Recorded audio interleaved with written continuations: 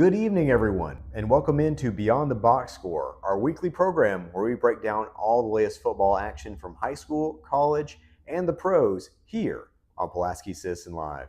I'm your host, Mark Mize, joined once again by my co-host, Chandler Harmon. Chandler, 2 region champs in the county, maybe the first time that's ever happened. It's a special time for local football. And what great games both teams played. I know obviously from talking to you before we did this today, it was a good game. We're watching Richland at Moore County. Bobcats, amazing game. Everyone on the sideline for Giles County saying this is an instant classic for the team, and what a phenomenal game it was. Yeah, I was talking to Wade about this, and Wade was like, man, I'm sorry that I didn't get a chance to see this, because I was asking him, do you think you've ever covered a game this good? And I mean, man, you talk about a game that had everything. Giles County just blow for blow, both teams going back and forth. But, of course, Bobcats deliver the knockout in the final minute. What a game. And now Giles County, this is what I tried to tell people this week.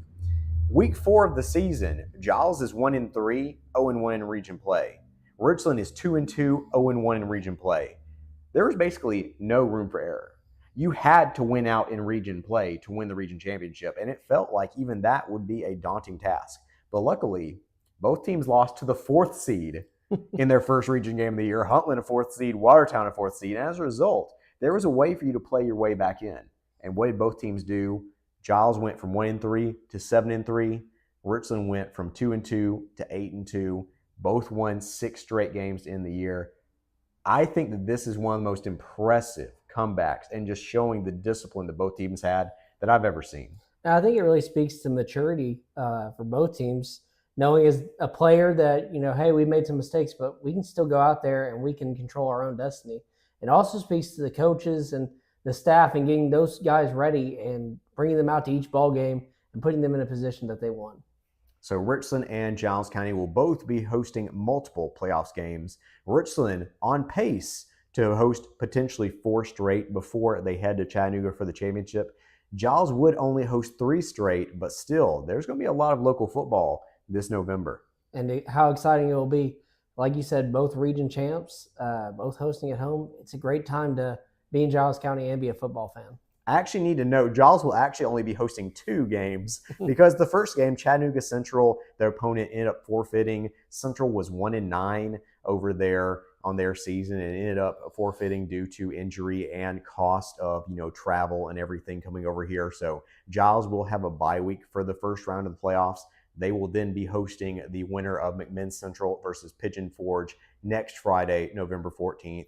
As for the Richland Raiders, their game got moved up by a day. They'll be playing on Thursday this week, just a few minutes from now if you're watching this live, as they will be hosting Collinwood there in the first round. Should be great on both sides there, as both teams looking to make deep playoff runs once again. But we're going to go ahead and take a quick timeout, and we'll be back as Chandler and I will talk some Giles County football, both the win over Sequatchie County and what we can expect going into the playoffs here on Beyond the Box Score. When it comes to real estate, Haney Realty and Property Management is the team you can trust. Our extensive knowledge of the market and industry allows us to help our clients with any real estate need. We know how to get results. So whether you're looking to buy, sell, or rent, let us put our expertise to work for you. Call us today at 931-347-9150 or visit HaneyRealtyPem.com to learn more. Haney Realty and Property Management, your best friend in real estate. And we're back here on Beyond the Box Score for our Giles County segment. I'm joined by the beat writer for the Giles County Bobcats, Chandler Harmon. Chandler, we talked about it a moment ago, just a true instant classic. Giles wins it 41-38. Last year, Sequatchie was the first team to ever beat Giles County in the new region format there. This year, they were able to get revenge to take back the region championship. Just what was the environment like, and just how did you feel about how the game played out? It was electric, Mark. We had players, fans, everyone getting really into it. Coach O'Connor really enjoying the atmosphere when he came down after the game. You could almost feel that this was, obviously it was the most important game of the season for the Bobcats, but you could tell everyone knew that and knew what they had to do, both fans being loud and disrupting, by being loud, the Sequatchie players, and just kind of everyone played their role well, I think, overall. And actually, as of today, today is the day that the coaches will meet to decide the all region teams and the region MVP. And I'll tell you, I think Giles County has multiple guys who really have proven themselves and put them in a position to win that award. I know a lot of people are thinking about Quincy Mitchell for Forrest there, who, of course, had almost a 3,000-yard season. Forrest also finished third and had a really, really great year compared to what we'd seen from them the previous year. And so there's a lot of reason to feel that way, but it feels weird for the third place team to get the region MVP. So I wouldn't be surprised at all to see Xavier Randolph or Pearson Collier, who only played 5 games, getting a chance to win that award. And I mean, like you said, Forrest ended up being the 3rd seed. Bobcats, like we mentioned in our opening, 6 straight wins. Collier comes back. Collier, in those last few games, averaged over 3 touchdowns a game. Yeah. Really, important to what they were able to accomplish. Randolph, amazing quarterback, being able to lead the team. And as we've talked with Coach O'Connor throughout the season, when he's on the field, he's able to quickly adjust and figure things out for the team to help them all play better. So I would not be surprised if we hear one of them end up being the MVP. And just looking back to the game one final time, Bobcats win it by 3 late with a touchdown with 22 seconds to go and a fumble recovery on a failed hook and ladder for the Sequatchie team there. Really, I started listening to the game. So, of course, our game was Thursday night last week, Richland and Moore County there. And so we actually did a little trick-or-treating, had a Halloween party. I started listening right as Giles took the 27-26 lead. And from that point on, just every single drive, touchdown, back and forth, just delivering blow after blow between these two teams. What was the final quarter and a half like once you realized last team to have the ball is probably going to be your winner? It was electric, Mark. And, it was a little scary at times. When Sequatchie scored right with around 2 minutes left, you almost felt a little worried. But like you said, it's really who had the ball last. And Jack Reese making his first big catch of the season. Ended up also being, as you mentioned, the fumble recovery. He was part of that play as well.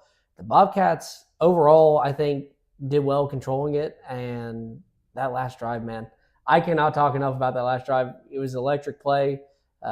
Reese found a way to make a tackler miss and then get right there at the goal line. It was just phenomenal.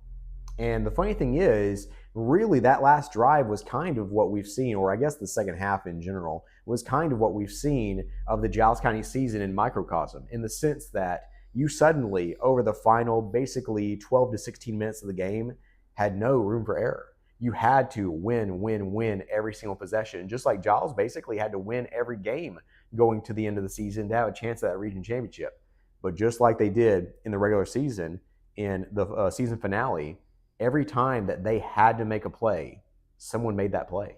It really speaks to the maturity of the players. A lot of times you can see players kind of get antsy and a little worried when, it's a constant back and forth like that. But a lot of the players kept their composure, and we've talked about it, over the past few games. The Bobcats are playing really good football, and they're really doing well to keep their calm, keep their nerves, and just go out there and realize that just because we didn't get that stop on the last drive, that doesn't mean we can't execute on this drive. And I think it really speaks to how good of a team they've been. And so Bobcats are your region champs with a win over Sequatchie County there, handing Sequatchie their first loss in region play. Looking forward, as we mentioned a moment ago, Giles was supposed to host Chattanooga Central this Friday night, but Central did end up forfeiting that game, so Giles gets an automatic bye to the second round, where they will be playing the winner of McMinn Central and Pigeon Forge. Just, you had a chance to talk to, Don Thomas, the principal there, who's also one of the assistant coaches for Giles County. I know we'll hear that interview in just a moment, but just what do you think the feeling is now? As that's kind of a blessing and a curse when you think about it, because you have another week to get healthy. As, of course, Xavier Hanna, when are you going to see him back? David Bridges, who got a couple carries, so he's getting back into the fold now to maybe take some of the pressure off Pearson Collier there, who's really just had to be the workhorse. Just, I see both sides of it in the sense that you get another week of rest, you get more time to watch film of your other opponents, and then you maybe get a couple more guys back from injury, but you also kind of disrupt what is your normal game week flow, having a bye week this late. And I think you hit the nail on the head there, Mark. In my conversation with Thomas, we really talked about how it's a blessing and a curse. It's good to be able to get some of those players back who we've lost and give them time to heal, but it kind of takes away a little bit of that momentum that the Bobcats have had over that 6-game stretch that they won. Thomas talked about how, it's kind of like a wild card team gains a lot of momentum winning all those games. And then they have, almost an edge on a team that got that rest. So I think that the Bobcats' goal will be to work really hard, keep that momentum going in their favor. And, like you said, there's a little more time to study, but it's sad to see that the Bobcats don't get that first game. I'm sure the guys were excited to do that. And you almost feel bad for some of the Chat Central players that probably wanted to play. But ultimately, I think it helps them a lot just as far as health goes. So Giles moves on to the second round of the playoffs, where they will host once again at Sam Davis Stadium on November 14th. Opponent to be determined. But speaking of those interviews, Chandler had a chance to talk to some of the players, of Coach O'Connor, and then also Don Thomas. So we're going to go ahead and take a quick commercial break, and we'll be back with those interviews here on Beyond the Box Score. For over 50 years, PES Energize has been proudly powering our community in Pulaski and Giles County, Tennessee. We're more than just an electric utility. We also offer internet and phone services. Our commitment to our customers and our community is what sets us apart. We're dedicated to providing safe, reliable, and innovative services.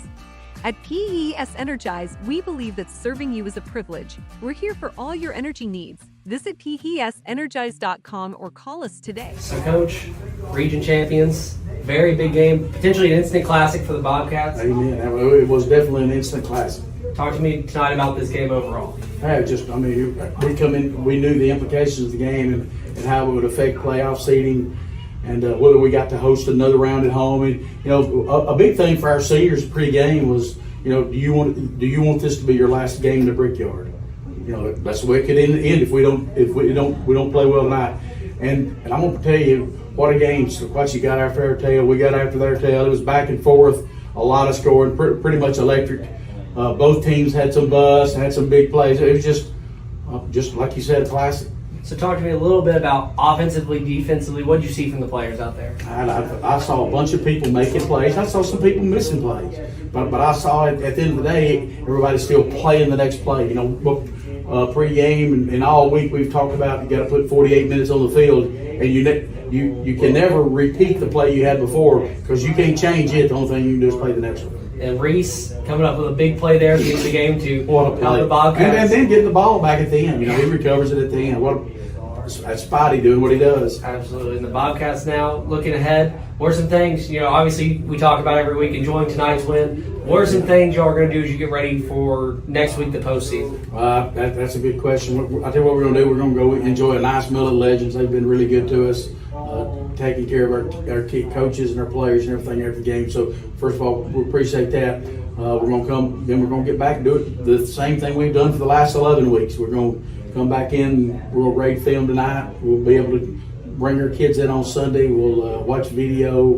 We'll try to correct the mistakes, do some lifting and some running to check injuries, and then we'll get back to work on Monday. Yes, sir. Thank you, Coach. Huge play for the Bobcats tonight on a drive where they really needed it. Talk to me about that play, man. I was just tired a little bit, but I got to do it for my team. I seen them throw it up. I got to go get that thing. Talk to me about the night overall, man. Region champs, talk to me about that feeling, man. We came into it underdog, but we worked our way back up to the top to show who we was. Baby! Thanks, man. So Dallas, first game back after being out, coming up big on some plays for the Bobcats. Talk to me about tonight's game. It was great. A good team win. We played as one. We won as one. Everybody played great all around. Still got some things to clean up, but all in all, good team win. And then obviously coming up big, getting the 2-point conversion. Talk to me about what was going through your head as you came up big for that play there. It's just another play. Coach OC tells us play through the highs and lows, so I knew just do my job, and I'll be fine. So Xavier, very big win for the Bobcats tonight, region win. Talk to me a little bit about that big play there at the end. Made a huge connection to get y'all right there after a score from Sequatchie. Talk to me about that play. Just took a horrible sack, and I just know we got to hurry up, get on the ball, and I trust Spidey, Jack Reese to make a play, and I always trust my receivers. Absolutely. Last question, talk to me about the game overall. I think we played great as a team. You know, there's always something that we need to improve on. But as a team, I think we played great tonight. The Department of Pulaski is here to help you save money. Natural gas is safe, efficient, and cost-effective. It's up to 50 to 60% less expensive than electricity for home heating. Plus, it's clean and efficient, so you can feel good about your choice. Call us today for service or visit our website to learn more. Make the switch to natural gas and start saving today. This is Chandler Harmon, and joining me today is Giles County Principal Don Thomas. Sir, how are you doing? I'm doing great. Good morning. Welcome. I'm glad you're here. Yes, sir. So, obviously getting a little colder outside. 1 month after this left in the year. Talk about some things going on now in the school system. We're starting to get close to the end of the year now. Everything's rushed up right now. We've got Thanksgiving break coming up, exams from Thanksgiving until Christmas break. A lot of things to finish out the first semester, and just hoping that we're getting everything done the way we need to for our students to stay on track so that we can do well on our exams. Absolutely. And so talk to me a little bit. Last week, potentially an instant classic for the Bobcats. Talk to me a little bit about, as a coach, what you saw on the sidelines from that. Resilience from our players. No one, they never gave in, never gave up, never faltered. We played a good Sequatchie team. It was a good high school football game, exciting for all the fans. Maybe the first time in the history I've ever seen one catch win 2 games. Because of our next opponent backing out. The reception that Jack Reese made was, it was just a great reception, and getting us in a scoring position, and then leading to a win this week as well. So it was just a great football game. Absolutely. And talk to me a little bit about, you talked about how the team's already won this first playoff game due to Chad Central forfeiting. How does that kind of impact the team? There's goods and bads. Obviously we can, if we got people that are banged up, they can have a week to let that heal longer or whatever. But we've been playing at a pretty good clip, pretty good pace. And, we want to keep that momentum going. We don't want to lose that. And that's like a wild card baseball team or football team or whatever. And professionally, sometimes you see that person get momentum playing while the others have a bye week. And, we don't want to lose any momentum. So we're trying to stress that throughout practice this week. Right. And so I always like to end, with giving you a chance to talk about something else, whether football or school related. Is there anything else you want to talk about today? Our environment around the school's been wonderful. Our students are doing a great job. We talk about respecting each other, respecting ourselves, respecting the faculty. I'm just super proud of our students, super proud of our faculty or whatever, building relationships, building rapport, doing a great job with that. And just want to say I'm proud of our students and our community. Thank you, sir. Appreciate you. For a new job, let M&M Staffing be your guide. With over 20 years of experience, we know how to connect great people with great opportunities. We work with over 80 companies, so we're sure to find the perfect job for you. Our team is dedicated to helping you succeed, and our high customer satisfaction rate proves it. Ready to get started?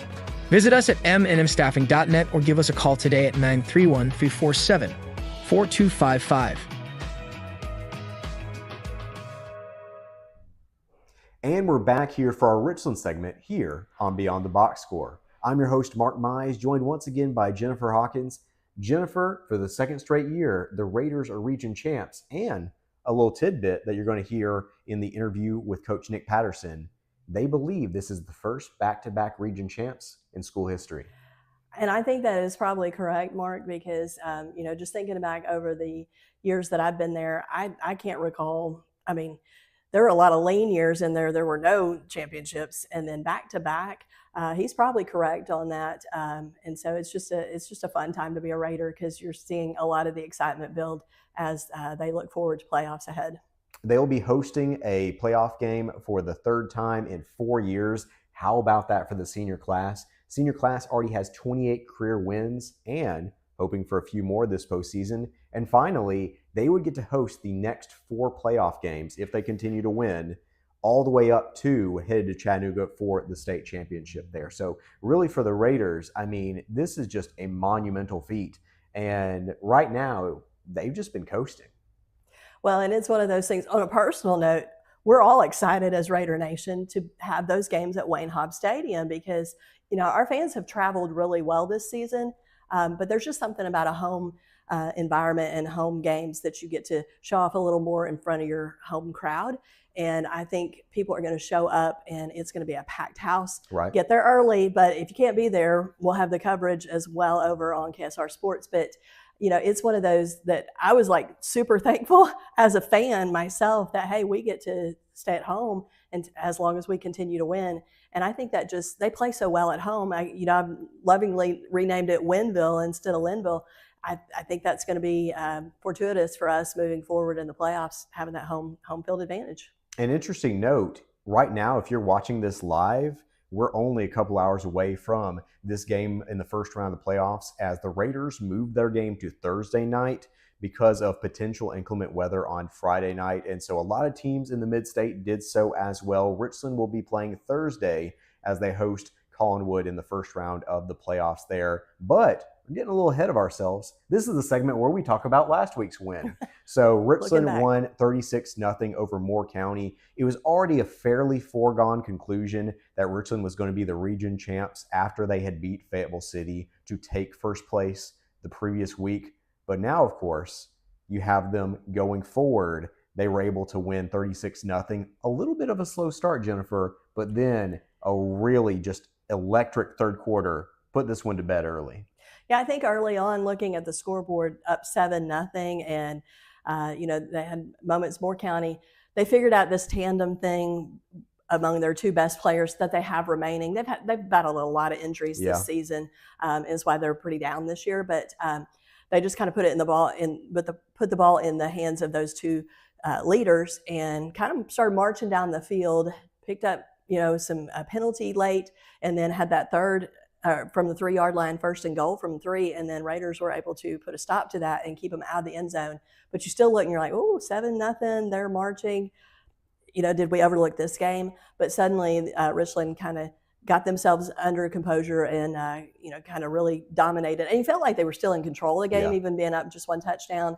But then into the second half, got even into a running clock and made quick work of the night on itself. So, I think it was one of those. It just Thursday night game. It was a little colder than usual. I think there were just a few variables against them from the beginning. And so it took them a little bit to settle into their routine a little bit.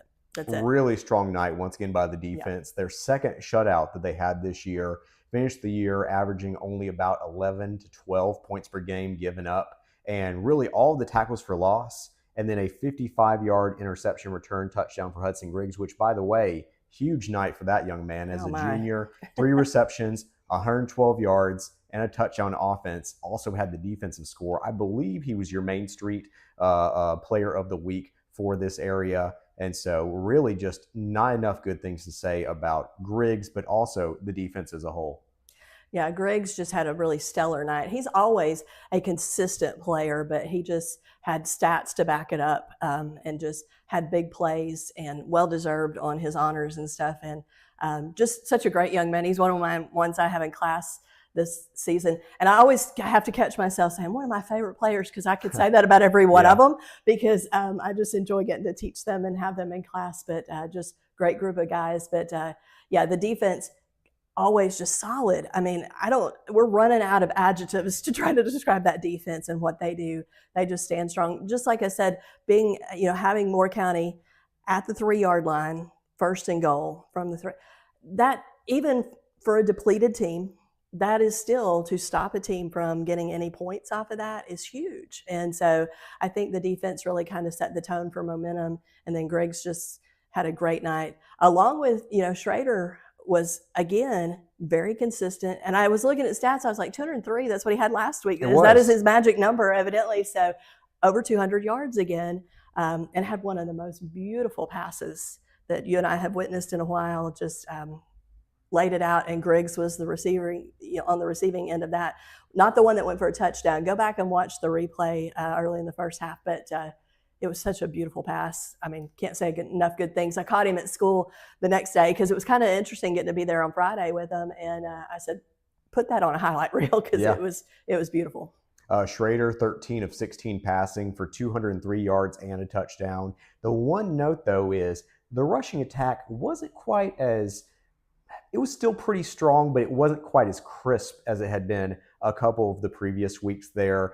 Sands had a pretty good night, a couple rushing touchdowns. A.J. Bates was really good in the fullback position, also had a couple touchdowns. But really, they were held under 100 rushing yards, only averaging about 3 yards per carry by the end of the night, with, a couple lost yards in there too. But that is something moving forward where we've seen such a balanced offense this year, and this was probably the game I think most in which the passing game really led the way, and the rushing attack just wasn't quite up to the task as much as the passing offense was. I mean, it's easy to say that in a game in which Richland wins 36-0 and just absolutely dominates, but even in these victories, of course, there's still little things they know the coaching staff's kind of thinking about going forward.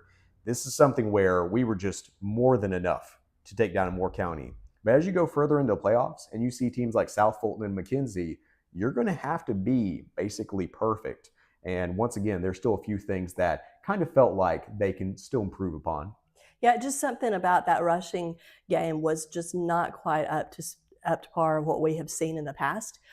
It wasn't bad by any stretch of the imagination. It was just one of those, and I still think it comes back to you lose a day of practice.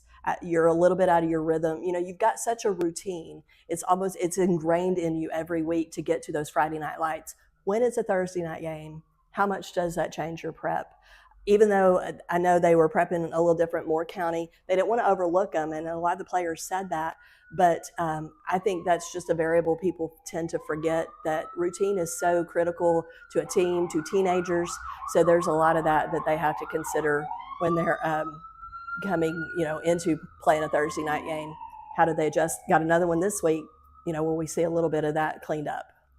And you probably heard an ambulance just now, right. so hope for the best for that situation. We can't really cut that out, though, so we're going to keep that in. But, of course, once again, Raiders win 36-0. They are back-to-back region champs. We're now going to take a quick break and have a chance to hear from Coach Nick Patterson, Tucker Mayo, and also Hudson Griggs, who had a chance to talk to us after Thursday night's win. So back in 1 second with a quick word from our sponsor. When it comes to insurance, Winterburg & Associates Insurance is the team you can trust. We offer coverage for your home, auto, business, and more. We work hard to find the best policy for you at the best price. Our personalized service means we take the time to understand your needs and make sure you understand your options. We want you to feel confident and secure with your insurance policy. Let us make insurance simple for you. Get a quote today at winterburinsurance.com or call us at 931-363-8638. So, Coach, second straight region championship, and you came and did on the road. Just what are your initial thoughts after tonight's game?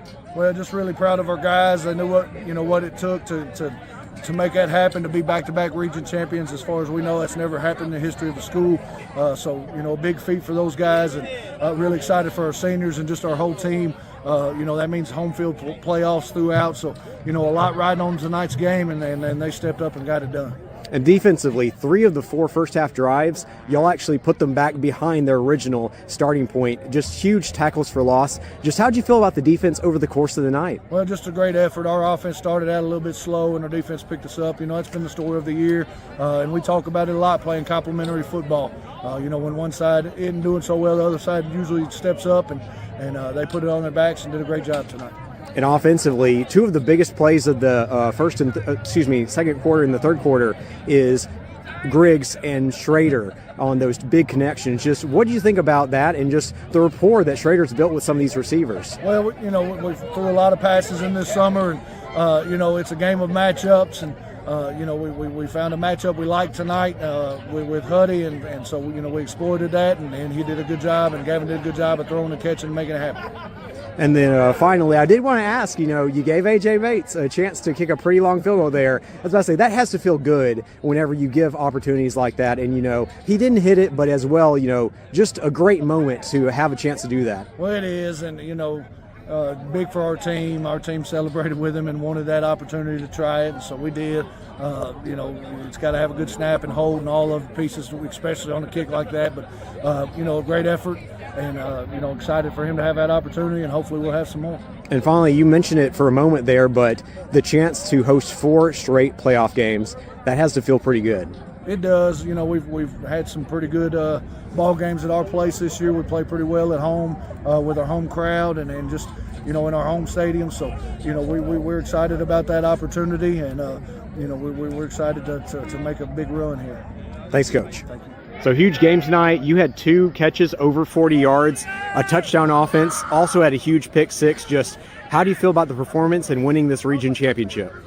First half we started out slow. I don't know what was going on there, but second half we really came alive. We played together as a team, and just winning that region champ, that's history right there. It'll stay there for forever. Second straight region championship, and then really on that interception play, what did you see there, and just what was the feeling once you realized you were out in front of them and nobody was going to catch you? Well, I saw the quarterback rise up, and I was like, I got to go get that. So I got it, and I started running. I didn't look back because I didn't want nobody to catch me. Awesome. And then finally here, to be able to go on the road 2 straight weeks in the season, take care of business, and win the region championship. Just what do you think that means for the resiliency of this team and their ability to go out and get it done? We started out slow on going on the road at the beginning of the season, but we really came alive. We really started to put everything in and practice and everything, and now that we've done that, we get nothing but straight home games, so that's a great accomplishment. Thanks so much. Huge defensive night for the guys. You guys were getting big tackles for loss in the first half. Just how do you feel about the performance and just overall what the defense has done this year?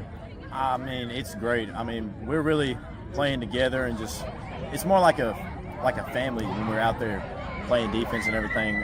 Our assignments, we know what we're doing, and we're studying hard, and I think we'll have a great run in the playoffs.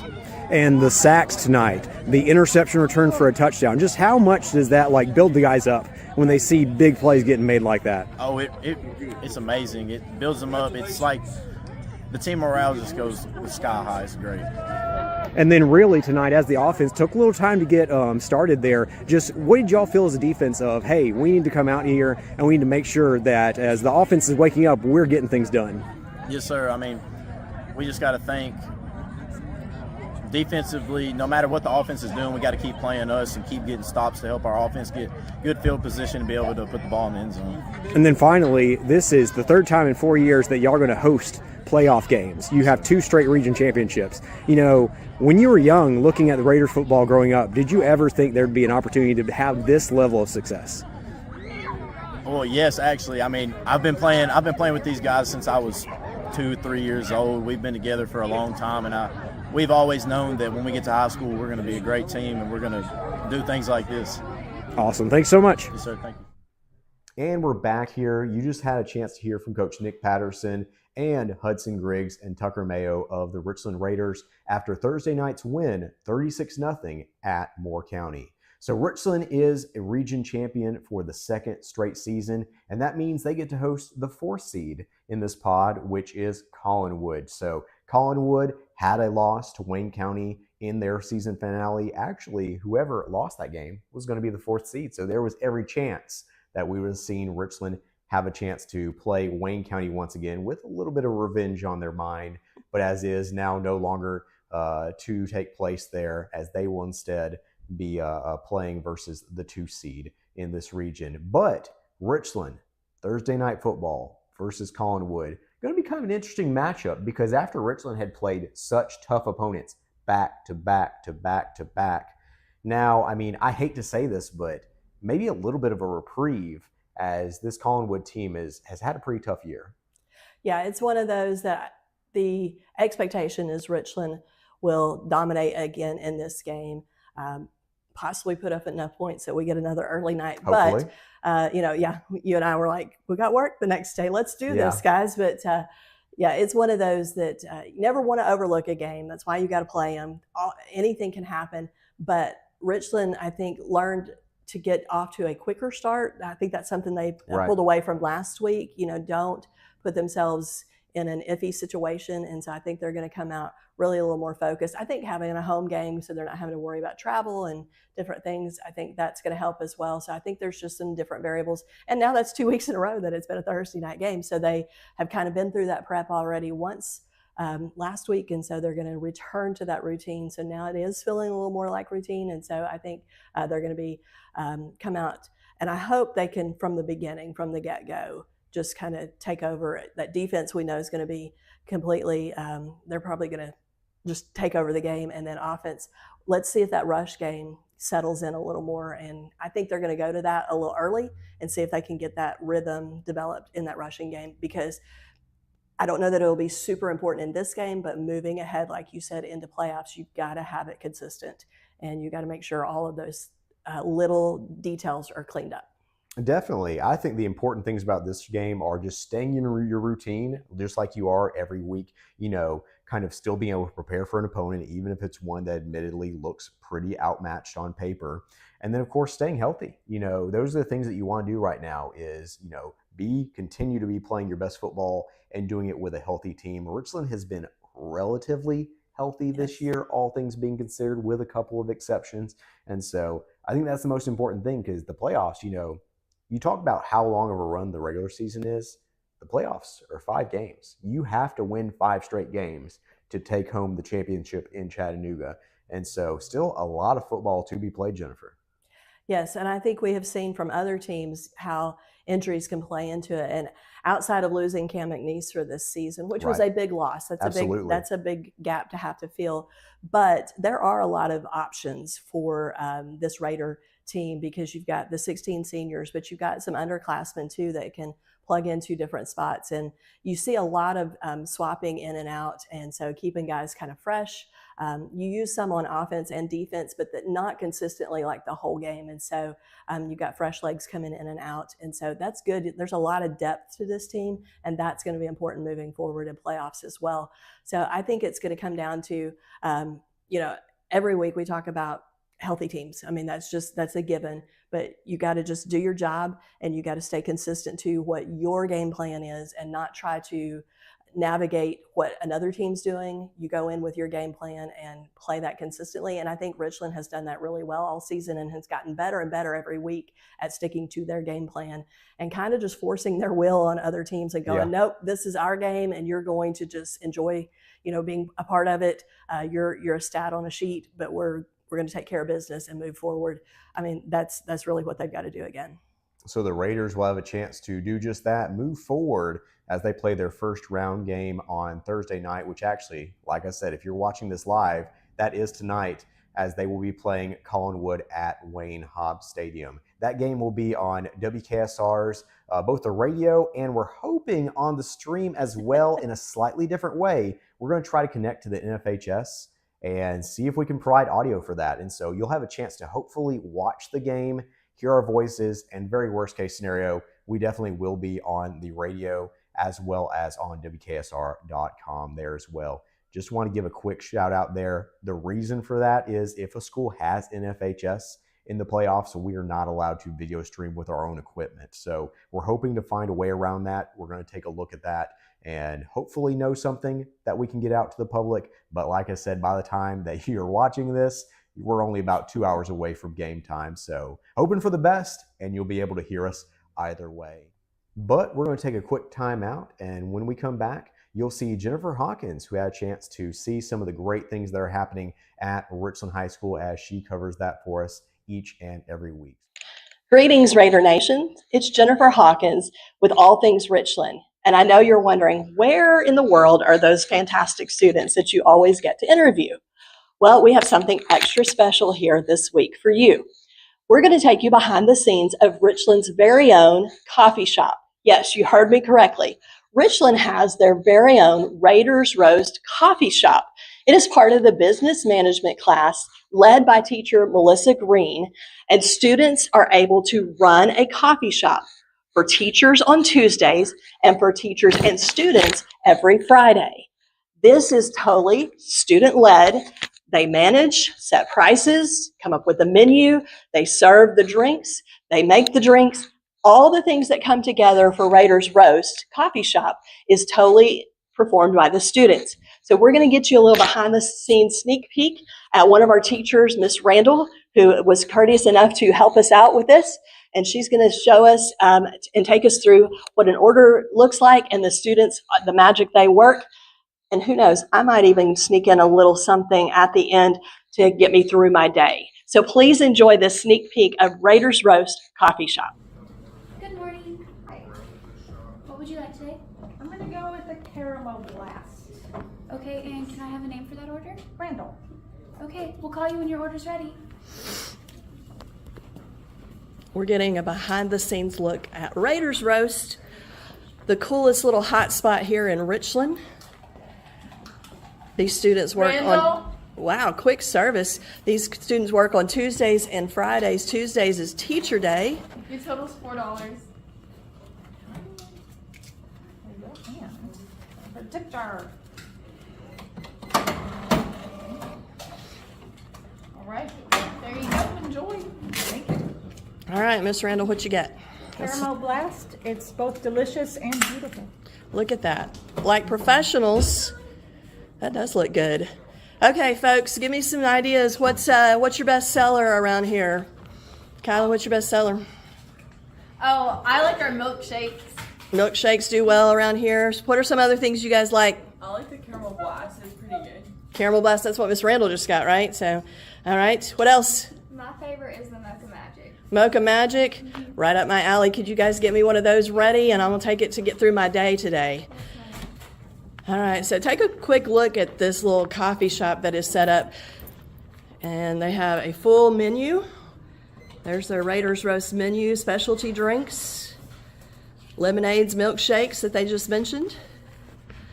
Here's a couple of their new ones. Of course, the new 6-7, all the rage right now. I think it gets ordered just because of the number.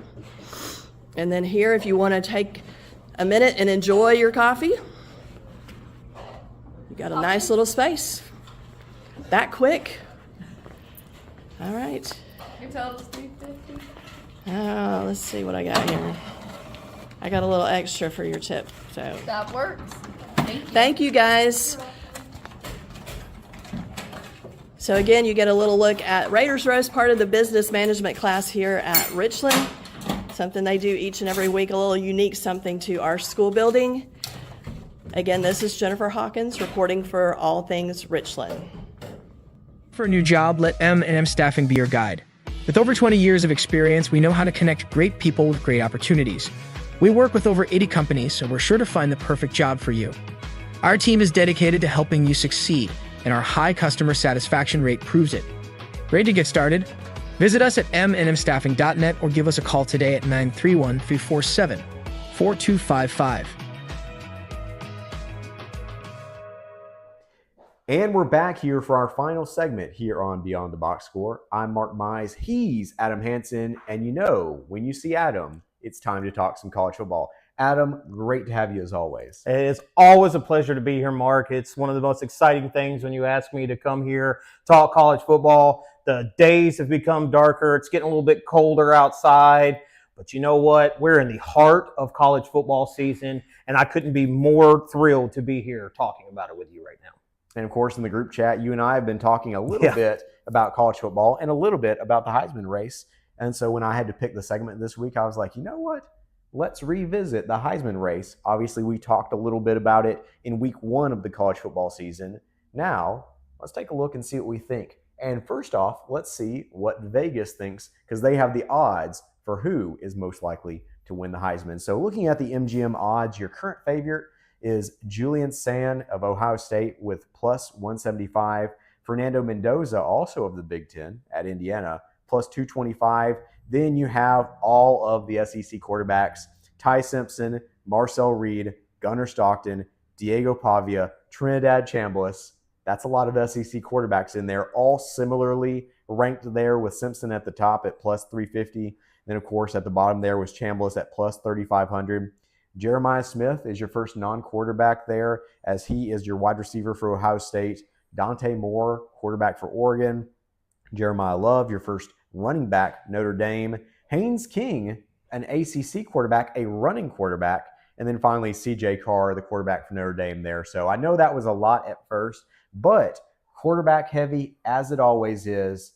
A couple Big Ten guys at the top, and then a lot of SEC action. Just initially, what are your thoughts, Adam, on the Heisman race, and what will decide it in the final 4 weeks of the regular season. That's amazing that you start off that way. We didn't even pre-talk this, and the start of my sheet that I have is the Heisman a quarterback award? Question mark. Largely. And you know what? It usually is. But then you think about last year. Last year was Travis Hunter. Pretty much at the beginning of the year to the end of the year, Buffalo ended up losing 3 games, and he still ended up pulling out for the unique talent that he was. So I feel like it is a quarterback award also, but maybe when you have those unique talents like that, maybe that almost trumps the thing, and it's like, this is a unicorn. So maybe that had some value there. What's interesting about this Heisman race this year is the fact that it mirrors the college football season almost perfectly. Yeah. Meaning that it is chaos. It is constant chaos. There is what I like to call the Heisman graveyard of all the things that people talked about at the beginning of the year. And if you remember at the beginning of this year, the top 5 people, the top 10 people that we just read has interchanged from week to week. Considering the fact that there's not really any criteria inside of the Heisman, what does it mean to win the Heisman? You know, people say, oh, it's a stat award, you know, but you also have to be on the best team. So is it like the best stats on the best team? Is it somebody? I view it as a little mixture of all those things, because if it was just stat-based, then why is nobody from North Texas on here? They've had big wins, a lot of stats. And then, so I think it's a mixture of both, but I view the Heisman and what I hope would eventually happen as, because I imagine this is not going to be the first time we have such volatility. And I think what you will see is, what do you do in those big moments in those key games? And I think that's what's going to end up deciding this Heisman race. But just going back to what I called the Heisman graveyard at the beginning of this year, if you remember, these are all the people they were talking about, and you don't even see them on list anymore. You had Drew Aller, Arch Manning, Garrett Nussmeier, John Mateer, Lenore Sellers, DJ Lagway, Carson Beck, Dylan Raiola, and Blake Horvath from Navy was showing his name on the list just last week. So just like the Halloween decorations that are still on my porch, I assume this list will also be dated by Monday. So, see, the thing is, for me, you make such an excellent point there, and the fact that most people consider the Heisman the most outstanding player in the nation. But is that an MVP award? Is it based on statistics? Is it based on best team? I mean, is it the best player in terms of, you know, when you think about doing the most exceptional things? Because that's kind of what I think that they went with Travis Hunter last year, Sure. The fact that he played both Agreed. ways at an all-conference level. You know, it is tough. For me, I think of it as the best player. And so as a result, you know, man, that's tough. That's tough to say who it's going to be. I'll tell you who the 2 favorites clearly are. It's the 2 guys we mentioned first, because Julian Sand and Fernando Mendoza only have 1 tough game left on the schedule. One of those 2 teams, Ohio State and Indiana, is going to be undefeated. So really, quite frankly, the winner of Ohio State and Indiana, that quarterback is going to have a really, really strong case. Now, Ohio State, notice that Jeremiah Smith's also on there. Does he steal some of the votes from his quarterback there, potentially, in terms of somebody who says, well, it should be an Ohio State player, but which one? It's tough to say there. If it's an MVP award, Diego Pavia makes a really good case. I don't think he's the best player, and I really don't think that. He's kind of like Tim Tebow in the sense that we all admit and we all know this ain't going to work out in the NFL. Right. But right now, I mean, you know, he's creating a lab to exploit college defenses, and that's what he's doing right now. And so if they beat Tennessee, finished 10-2 and made the playoffs, suddenly I think he's got a great, great case.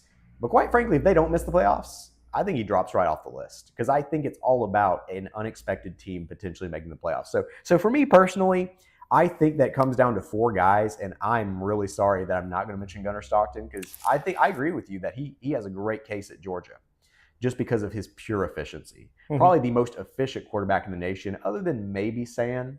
But at the same time, I really just don't see it for him. If it's an SEC quarterback, I think it's probably Pavia. Maybe Simpson. He's been pretty excellent this year too, if they won the SEC championship. But the 2 easiest teams are going to be the 2 teams that have the easiest schedule going forward. And that's why I think it comes down to Ohio State and Indiana and Sand and Mendoza. And that's where I really want to look at, like, what did you do against those games that were extremely tough matchups where you were actually tested? Julian Sayin, I think, is going to have an opportunity to prove himself doing that. You can only play the teams that you've been playing. He's been very efficient. The problem I see with Sayin is when I watch some of his games, it almost feels like he's just an excellent game manager with an amazing defense. He doesn't get pressured. He doesn't have to make those tough throws. He's literally not a running back at all. What's ironic is he leads the nation in QBR. He's first in the nation with a 90.9 QBR. He's got almost 2,200 rushing yards. He's got 23 touchdowns with 3 picks on the season, but he has no rushing touchdowns, and he's under 50 yards running the ball. So he is very much a mobile quarterback. And you can see by the stats and the scores that they put up, he's not really being pressured in that pocket. And you're having all those people like Jeremiah Smith that I will think that if you watch this game, I mean, that man made some amazing catches this last game that he just did. Fernando Mendoza has proven himself because, going back to saying, they've really only beat Texas, which was a 14-7. Now, mind you, it was the first game of the year. He was a redshirt freshman, first game in, so that was not a real test to him. And, yeah, they beat Penn State 38. They had a tough fight there in the middle, but then they were able to come back in the second half and really put them away, but we know what Penn State's become. Whereas Fernando Mendoza, he had that big win against Oregon, 30-20. But earlier in the season, they crushed number 9 Illinois. And at that time, Illinois is not proven to be a good team, but at that time, they were viewed as a good team. And they absolutely beat them 63-10. So those are 2 big wins on his record. And he's got 5 touchdowns on the year, along with 4 rushing touchdowns. So a little bit of that different mobile quarterback. Ty Simpson is the one that kind of sticks out to me. He's not necessarily a mobile quarterback, but he gets things done with his legs. He has made some huge plays. And look at the 2 games where he's won. He beat, he beat Georgia in a 24-21. Yeah, they struggled in the second half on offense. But then that Tennessee game, he was pivotal. And even in that Georgia game, you would see him in tough 3rd and 4th downs would use those legs to pick up those first downs. And he only has 2 rushing yards on the season. Gunnar Stockton, the biggest thing I said with him was in that Tennessee game, he made big plays. I just didn't understand why there was so much talk about all these other people, and they weren't even mentioning him, and they have one-loss team, top 5 team in the nation. So it's nice to see them. I'm with you. I don't think, especially after that Florida game, that was an opportunity. You're finally being talked about. You're finally getting out of that. Had one of the worst statistical games you can have. But the person I like the most is actually Diego Pavia, and I think you were 100% on right there. I think it's all going to be based on, is he going to lose another game? If he loses another game, it's completely done.